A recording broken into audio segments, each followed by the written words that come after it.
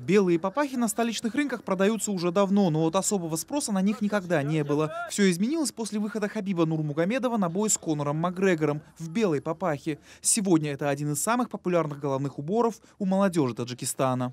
Я купил эту шапку не для красоты. Я фанат Хабиба Нурмагомедова. Он один из лучших спортсменов мира.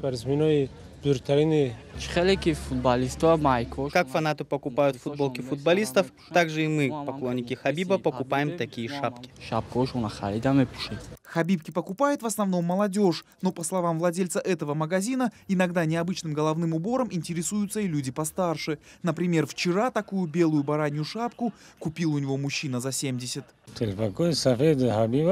Белые шапки, хабибки разные люди покупают. Берут и пожилые люди, молодежь покупает, его поклонники.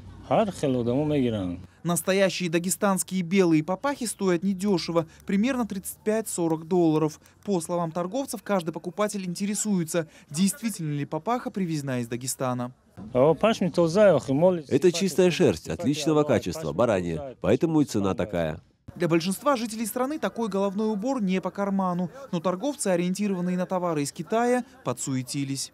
Для тех, кто не может себе позволить оригинальную дагестанскую папаху Нурмугомедова, есть вот такой вот бюджетный вариант. Эта шапка стоит в 4 раза дешевле.